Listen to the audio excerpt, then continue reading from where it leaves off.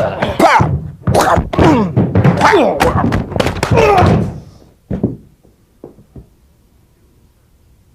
going to start with stances first. Stances are the foundation of the art and the foundation of everything that you build on, whether it be the martial arts or any other endeavor.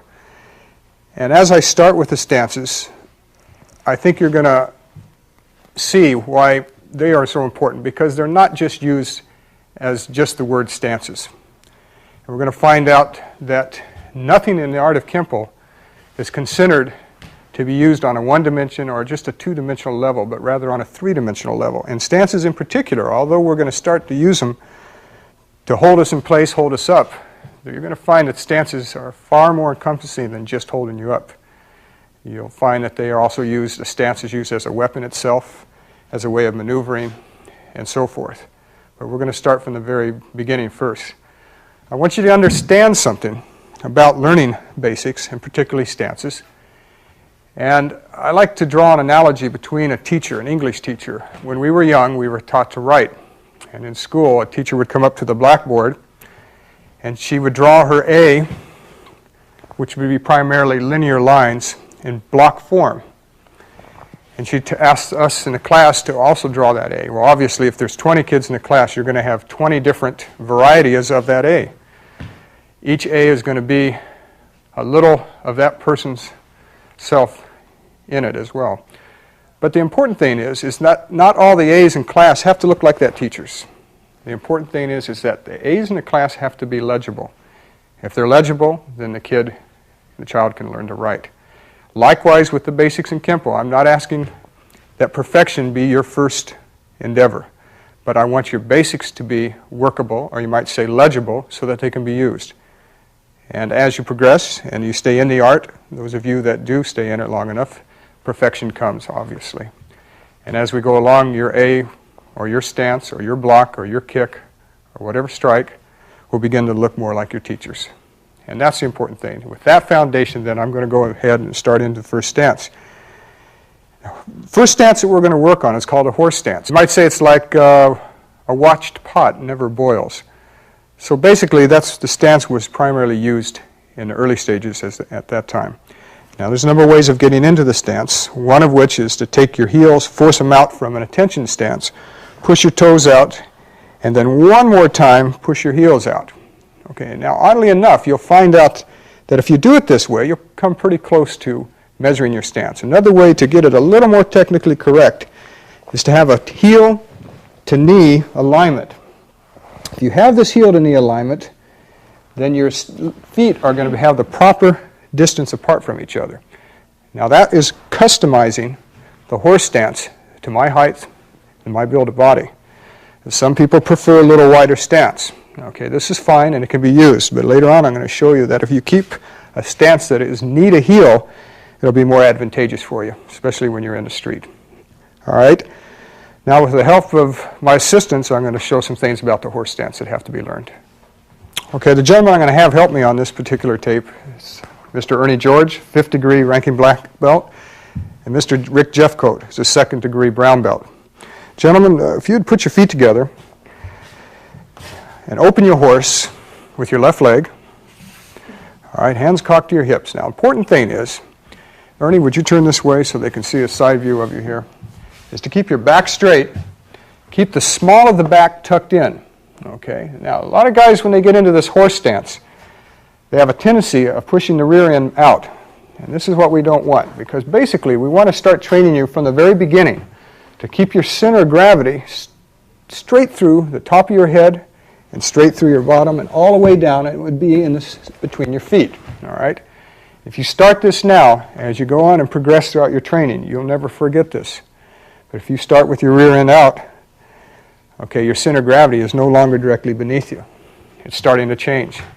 And it can be used that way, but I'm going to train you in such a way that you're going to learn to work at your maximum. All right? Now, hands are cocked to your hips, elbows are pinched back. If this is new to you and you've never done something like this, I suggest you brush your teeth, comb your hair, or any chance you get, take this stance and develop it. Now, second thing I want to make sure that you do, that when you have the proper width in your stance, is that you push your knees out. way out. Rick, can you shove them out a little further? Now I should be able to come along and take my heel, scrape down the foot, and stomp it and not catch his foot. If he's too wide in the stance and he pushes his knees out, it's not going to work. I'm going to hit that foot. So if we move it back in where it's knee to heel and the knees are out now, way out, and I come along and scrape, I should be able to stomp that floor without touching it. And that's how you should practice with your knees out. Now later on, you're going to find out that the knees, after you get used to holding them out for prolonged periods of time, you're also building the muscles around your ankle and down your feet. So you're going to start building strength gradually. All right? You don't need to lift weights or do any other thing to complement this. It's its own exercise. You are your own weight machine, you might say. And I'm going to show you how that's used later on as well. Now the thing is, as you develop it and you get strength, as you go along, the knees now will start to go in. And eventually, this is where we want to reach. But I like to start the students into this position first, to start working on the legs to get them used to pushing it out. Small, the back is tucked in, back is straight, chin is up and erect. Okay. Posture, if you start posture early, it's going to work for you all the way around. You got to remember, the best fighters in the world all have one thing in common, and they have good form. 9 times out of 10, they have excellent form, whether it be the martial arts, American boxing, or whatever. This is important, so we're going to start from the horse stance. Ernie, would you face them in your horse? Okay, so now we know that we can go 1, 2, 3, and pretty much be there. Or we can just step out and go knee to heel, and we'll be there, right? Now later on, you won't obviously use these, but it'll become natural. You'll be consistent in that stance. There'll be katas that we're going to learn. They're going to teach you how to maneuver in this stance, again, to keep it consistent with you.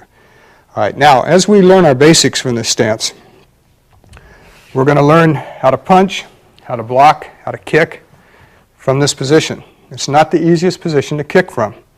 But if you can learn to kick from this position, then you can kick from the more favorable positions. All right, gentlemen, if you put your feet together. The next stance I'm going to start you with is called the neutral bow. Now, the neutral bow is unique to the Kenpo system. And this stance in itself is the foundation of all of our foot maneuvers. All of the stances stem from this position.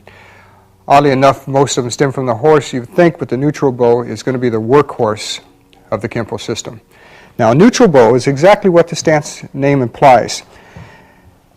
Feet are the same distance apart as a horse stance. And you can check that out by putting your knee down right across from your heel. Now, we're not going to talk about width of the stance anymore at this point. We're going to talk about depth of stance. And when I say the word depth, I'm going to refer to the distance from my front foot, leading foot, back to my rear foot. That's called depth. I can shorten the depth, or I can elongate it. All right? So when we hear that, that's what we're talking about. Now, neutral stance refers to that the weight distribution is 50-50. And you notice that I'm not heavy on the front leg, I'm not heavy on the back. If I'm heavy in either direction, I'm not neutral, and I'm committed to that direction. I want to remain neutral. So whatever happens, whether it be in a tournament, whether it be in the street, wherever, I can move from that position. I can make the choices to fit. And it's always good to ride the middle of the line because you can go to the extreme at any time. All right, now, you'll find out that if you start with your feet together, if you take your left leg and step back, and you should be able to find that distance now from knee to heel, and you pivot, your feet only pivot 45 degrees. And you'll notice that there's an imaginary line. We can see the line on the floor as well, from my toe to my rear heel. Now that gives me what we call the width of my stance. All right, we found, remember, that the depth was how far apart my feet were. But the width determines how much exposure I'm going to give my opponent. Okay, if I stepped back and I had a toe-to-toe relationship, it would cut down my exposure, but it would also cut down the use of my rear hand and my back leg. All right, if I stepped not far enough back, I'd have a lot of exposure all the way around. I'd have good use of both my hands and both my legs, but I'd be too exposed. So I got to kind of find a middle of the road, and that middle of the road just happens to be the toe-to-heel alignment. It's neutral. It gives me enough exposure where I can use both my hands and legs but I'm not overexposed to where I'm too much of a target to my opponent. That doesn't mean to say that going toe-to-toe is wrong, because we're going to use that later from a side horse fighting stance. And it doesn't mean that facing somebody this way is wrong. But in the early stages of your trainings, I wouldn't do it. Okay? I would take the neutral position and work from that. Like I said, like the horse stance, certain things become habit after a while. And this particular stance should be habit. You should be able to step back to it and immediately have that knee-to-heel relationship. Okay? All right, now, we found out what determines the depth of my stance, and that is knee to heel. What determines the width is toe to heel. What determines the height of the stance is bending my knees. And when you bend your knees, and they finally reach a point to where they just naturally won't bend any further, that's how high you should be standing. All right, now, in the Kenpo system, natural movement plays an extremely important part in our training. And we never want to have you do a motion that is unnatural to the way that you're built or the way that you think in your daily life. Now, if you take, for instance, a neutral bow, if I handed somebody a saw and put it in their hand and I said, would you saw me that piece of board in front of you? Well, obviously the guy would step up to it, put the saw over the board, hold it with his hand, and he'd begin to saw. But not realizing in himself that he was in a neutral stance. It's natural. He sure wouldn't step over to a side horse and saw it this way. He wouldn't lean back and saw it this way. Nor would he lean forward, and he may do it this way. But most people will take it and take a natural neutral position. And if you understand that early about natural motion, then you begin to realize how this art is built. Okay? We're going to go more into this as we go along into the techniques. So basically, your neutral stance then is going to be your first fighting stance. The first stance you're going to learn to shuffle in, to use foot maneuvers in, and so forth. With the help of Ernie George, I'm going to show you some other things about the neutral stance that protect you as well. Now, as we found out already, there's a number of ways of standing, and many people can almost make anything work. But for the purpose of your learning, the purpose of your training, we want you to work with something that will give you the safest way. All right? Now, you take the neutral stance that Mr. George is in. It's called a right neutral bow, mainly because the right leg is facing me, which at this time I'm his opponent. Now, if Ernie was to take a stance which opened the front foot, and many systems teach this, and this is fine. But depending upon where this is used, if I was in a school where you were not allowed to kick to the groin area because it was considered a dishonor or just not a target that we were using that particular class, then there would be no need to really protect that area. All right, but now on the street, and if we're fighting somebody on the street, and I'll explain something about kicking, very few people on the street, unless they're martial art trained, will actually cock their knee and kick. All right, on the street, most people kick from the ground up. Okay? They like to do it with hard shoes. And if that's the case, and if a gentleman's standing like that on the street, and I kick from the ground up, my foot now becomes a guide, or his leg becomes a guide for my foot. Now, if he takes a neutral position, with the knees bent, and the foot turned in, a little bent, there you go. That same kick coming from the ground up is going to be retarded at that point.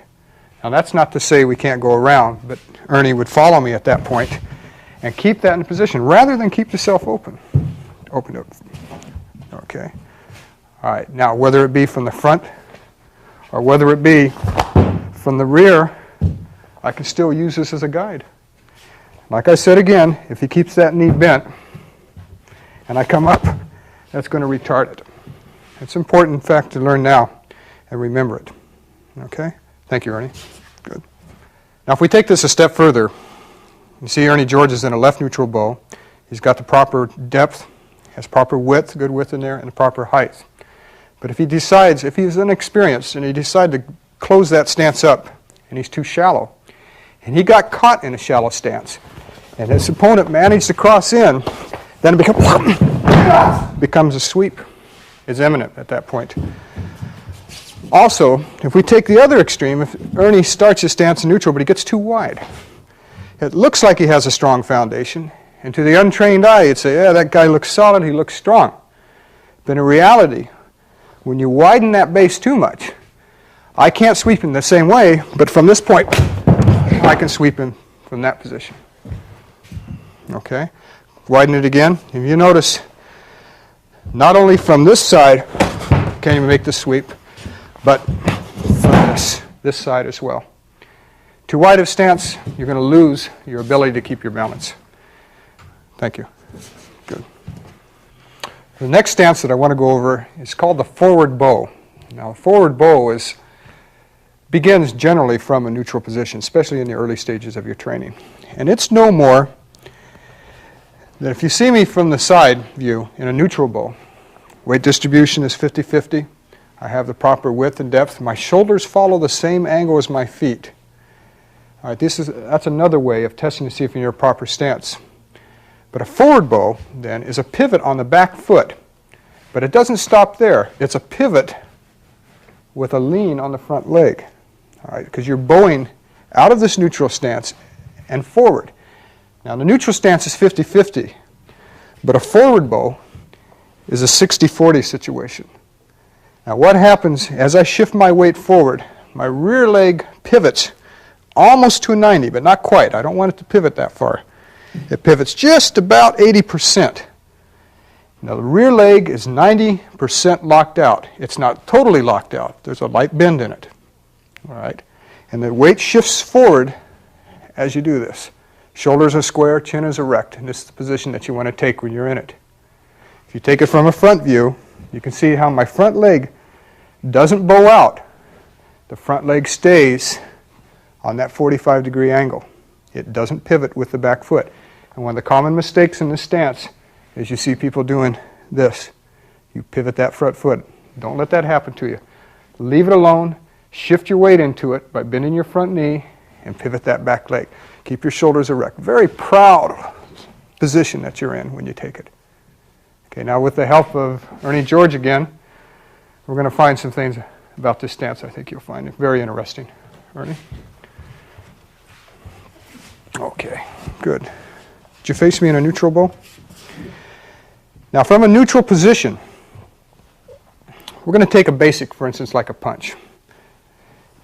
If he punches from this position and he pivots at the hip, but not at the back foot, the extent of his reach basically is this far. But now if he pivots the back foot, shifts his weight forward, we've gone almost another 6 or 8 inches. That's important. All right, now, so what it does is this stance, coupled with a basic strike, for instance, will give you more reach. And with more reach, as he drops his weight, that's called marriage of gravity. That's the synchronizing of his weight dropping, his body weight dropping with his strike. He becomes rooted into the ground at that point. He becomes locked, him and the mat become one together at that point. If he just pivots the back foot but doesn't shift his front foot, don't weight shift, we're only going to get the power, turn your back foot, but don't shift. We're only going to get the power of the arm. But what we want, as he shifts forward and bends that front knee, he also shoves his heel down, and that's important. If you shove that heel down, at the point of impact, everything is braced from this line all the way down to the heel. So in essence, when I do get hit, drop your heel. I'm getting hit with all of Ernie. Now that's called entire focus. All right, not just the focus of the fist. I know many of you heard that we're just going to focus the weapon. We want entire body focus. All right, and this particular stance allows that to happen. Now we're going to get in later on into other tapes. We're going to talk about body focus, and we'll use different analogies to show how it works. But right now I'm most interested in this stance and how it can help you out. Now, not only from this position, Ernie, if you would face him in a horse for me, we found that it can, coupled with a strike, and give it more reach, more power, and so forth. But if I'm in a neutral stance, and Ernie grabs me, let's say I'm just standing here, my arms folded, and I'm grabbed from behind, irregardless of the many things that we could do, the options that are open to us. But if I'm in a neutral bow to begin with, or modified neutral, I can always drop back to what we call a forward bow. Now it's not just assisting a strike, but in itself it's becoming a weapon, not just a stance. But now it's carrying a new dimension to it. Not only is it holding me up, but it's becoming a weapon itself. That's extremely important. We learn that now in this tape because we're going to carry that with us all the way through, that thought. Remember that. Thank you, Ernie. Come on up. The next stance is called the reverse bow. Now, oddly enough, it's no more than a forward bow, but looking in the opposite direction. Okay. You might say that if I pivoted to a forward bow in this direction, and then I turned and looked behind me, it's no longer a forward bow, but it's a left reverse bow. All right, now this stance can also be used as a weapon. And in the instance before, when I worked it on Mr. George, basically it was a forward bow as long as I kept looking that way. But the moment I turn my head, it becomes a reverse bow. Now, if we take that stance, and I start from a neutral, and I step off, and as I step off, I lean into a right reverse bow, how's that going to help me? Well, for one thing, it becomes an in-place dodge or a duck, in a sense. It allows you to dodge something swinging past you or coming towards you without you losing any distance, without losing any ground. All right, now with the help of Ernie George, I'm going to give you some options to show you how you create your options, and this particular stance does just that. If I'm in a neutral and I'm confronted, for instance, with a gentleman with a club, all right, as he begins to move, obviously if I stay there, I'm going to get hit. All right, now there's a number of things I can do. As it swings past me, I can dodge it, but I'm also in line kick, or a kick from this guy. All right, I can go out and hope that I don't run into it, okay? But there's a lot of ways to get around it. Now, I don't want to gain necessarily or lose any distance as that club goes past.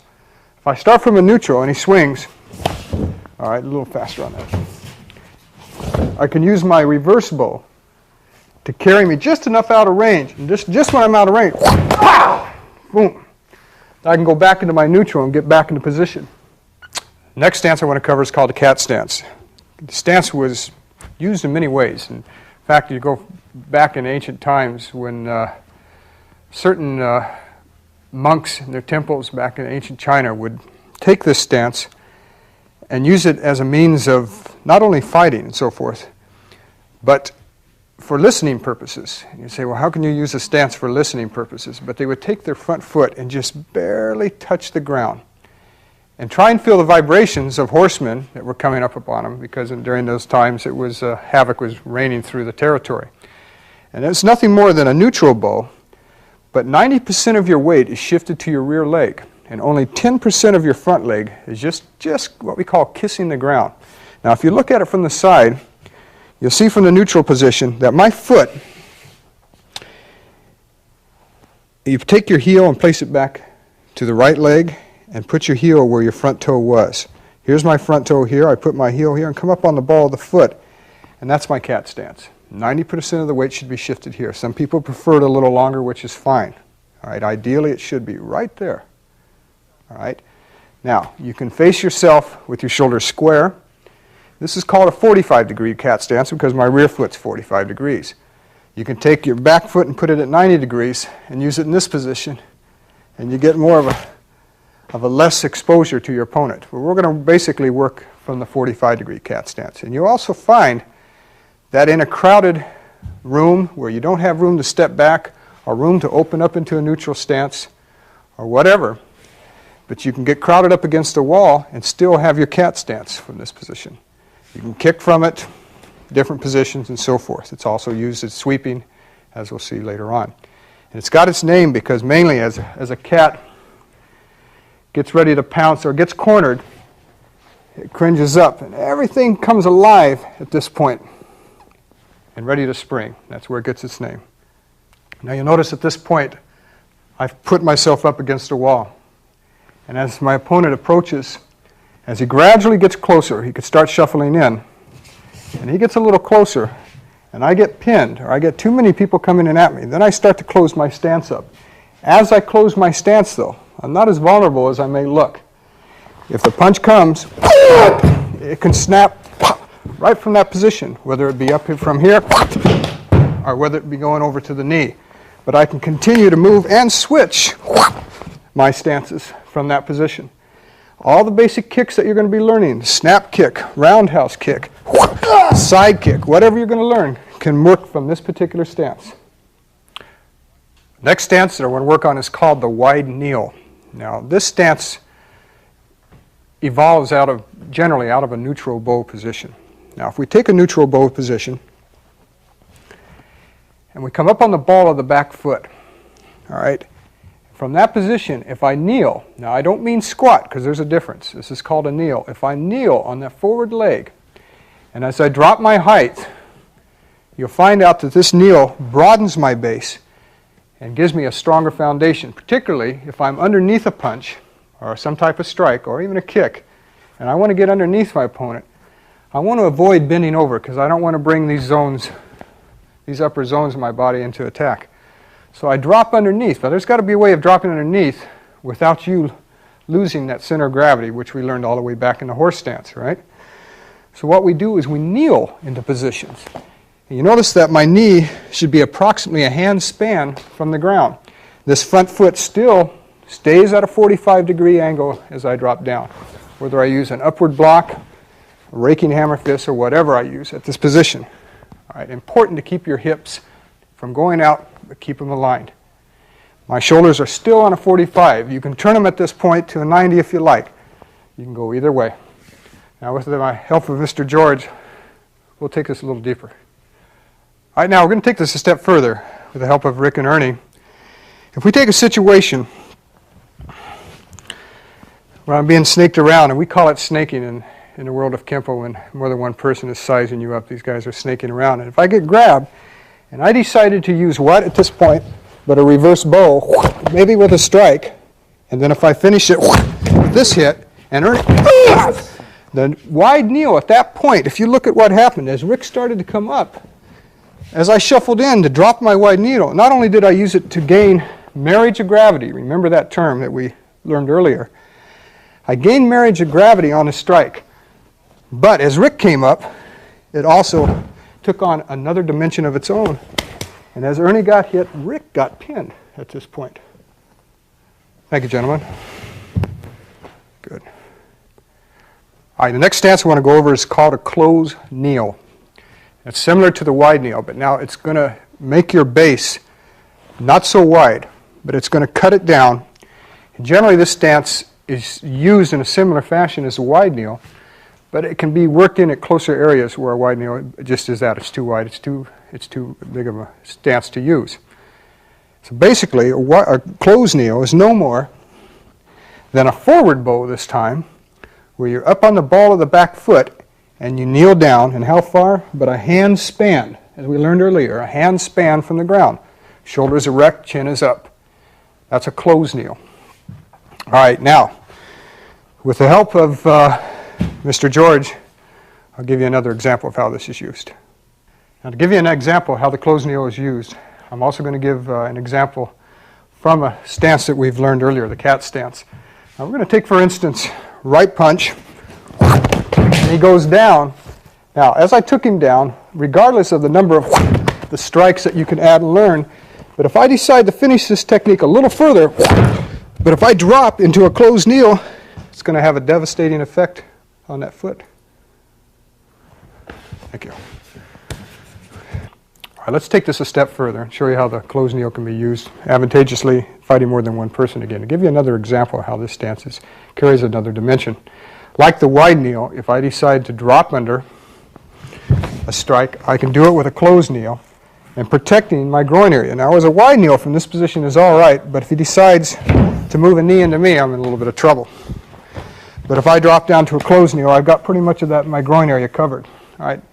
Besides that fact, if I'm grabbed and I decide to drop back and use it, it also picks up speed and power for me at this point as well, right from there. And from that position, still from my closed kneel, I can drop forward and make my hits. All right, next stance is called twist stance. Now, when I teach, I like to give a little history behind whatever I'm teaching, particularly basics. And this stance was used in ancient time of China, and it was called the female stance because it was proper that when you were being courted, that a woman didn't stand with her legs strided apart, or even feet together. It was proper in many cases to stand in this position, but this goes way back. And it gives a little more flavor to your basics when you understand where they came from, and it helps you to remember what basic we're talking about. But that's one of the places that it came from. But if you look at it, all it is in reality is a neutral bow. And as long as you have the proper depth in your stance, and you begin to twist your feet, in this case it would be clockwise. If I was in a left neutral bow, it would be counterclockwise. But you'd say, well, how in the world would you want to isolate your motion and lock yourself into a stance like this? Well, to begin with, this stance is used in Kenpo throughout, but it's for the more adept. As you get better, get more experience into you, this stance is very useful. Not in the early stages, but I'm going to go over it because we're going to need it later on. I'm going to give you an example of how this stance is used. But before I get into that, again, I want you to watch. If it's a right neutral stance, meaning my right leg is facing my opponent, if I pivot both feet, I begin to literally screw myself into the ground. And I become rooted into the ground as I do it. I begin to solidify my base. Chin is up, good posture. You notice my shoulders are on a 45-degree angle, again following my foot. I can always pivot out into either stance, cat stance, reverse bow, and then back into a twist stance. And this time it went counterclockwise because I was in a left neutral bow. All right, with the help of my assistants, I'll show you what we can use this for. All right, let's take this twist stance a step further and show how centrifugal force can be used and borrowed in a situation where we're working with more than one person. Okay, grab, gentlemen. Again, if I'm grabbed, for the sake of technique, we'll just use grab. It's the easiest thing to work with right now when we're teaching. But if I get them to drop their hands, and I go to a twist stance, now from this point, I think your imagination can tell you what I'm going to do. I can begin my twist stance, and as I begin to twist my body, the centrifugal force from the center of my body has a tendency to launch my arms away from me. And as they launch away from me, I don't stop basically at one person, but as I begin my roll and hit, but I begin to, and I can come back in on the other side as well. All right, now the next two stances, I say two because I'm going to teach them both simultaneously. It's going to be the concave stance and convex stance. All right, now these are a little peculiar when you look at them. A concave is no more from a horse stance, turning your knees in. And as it says, it states it's concave, all right? If I go to a horse and I push my heels in, toes out, and bend my knees, or even keep them straight, that's considered a convex stance. Now, how in the world would we use something like this? I'll show you. Mr. George? If I managed to take my opponent, leap of death, and he came in with a right punch, and I broke his elbow, broke the rib, and threw him to the mat. If I wanted to carry this a step further and go beyond what I thought was necessary, if Mr. George started to push up, I could leap. And as I leaped, I would leap with both heels landing on the kidneys. All right, the stance that would happen when I would do that would be the convex stance, rather. And as he pushed up, I would come up and push down on both kidneys. If I took it a step further and I grabbed the face and pulled up and I turned to a concave, the knees become a fulcrum in which to break snap the neck from. All right. Now this is a little extreme, but it's better to know we're not trying to teach you to overkill, but we're trying to teach you to be overskilled so you have the choice depending upon the situation. But we have the convex, concave. And oddly enough, when a guy's in this position, if he tries to hit me with the other hand, he's going to fall on his face. He knows this. So instinctively, he's going to hold himself up for you. So if you had to take it a step further, it's open. All right, next stance I want to go over is called the one-legged stance. And I know some may say, well, that's fine. I mean, am I actually going to practice a one-legged stance? Yes, you are, because there's going to be times when you're not going to be on both feet. And the art takes you to that time. And as you practice, whether you're kicking or whether you're leaping from one side to the other, you've got to be able to stand on one leg. Now, to make it simple, as you shift your weight to your supporting leg, and it happens to be my left leg at this point, I keep it bent so I keep my center of gravity low. All right, I don't want to straighten this leg up because it raises my center of gravity. Also, if I get buckled at that point, the knee's going to break, so forth. But if I want to stay low and solidified, I keep that supporting leg bent. And you should be able to practice it using different kicks, different hand maneuvers, and so forth. All right, without losing your balance. And start this early, but don't raise it up like that. Okay? Now, with the help of my assistant, I'll give you an example of how this can be used. If I start from a neutral position, I can jump off to one leg. Now, without parrying or striking or whatever, but using this stance one-legged gives me an opportunity to go to the groin area, to the back of the knee, okay, and round to the front. But the important thing is, at an early stage, I learned, and I want you to learn this, is to be able to stand on one leg, to use it at your discretion. Okay? Now, if I start from a neutral position, let's find out how one-legged stance can really help me beyond just sidestepping my opponent. If he begins a sweep, I can sidestep it this way. If he starts to come up against me, I have to have the balance to return fire from that position. The last stance I want to go over, well, actually it should have been the first stance, but it's an important stance, and I think it deserves to be talked about, and that's the attention stance. Why would you want to stand at attention? Obviously, in a street situation, you're not going to use it, but the point of it is, as you begin training, you want to formalize your training. Take it very seriously. Begin your movements from an attention stance in the beginning, then you have a point of reference to work from. And attention stance is no more than putting your heels together and putting your toes together as well. Shoulders are back, head is erect, small of the back is tucked in, so your center of gravity is directly beneath you. Your thumbs are on the center of your thighs, and that's the attention stance. It's relaxed, it's not rigid, because in Kenpo, we only become rigid when we meet our target with the weapon. And after we meet that target, we back off to a relaxed position. So start and get this ingrained in your mind early, that although it's crisp and clean, it's not rigid, it's relaxed and composed.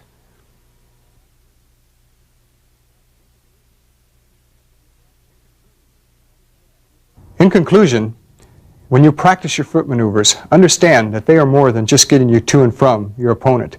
But without a thorough knowledge and the ability of using it and applying your foot maneuvers, your hand weapons, your kicks, all your different strikes have little value. So practice.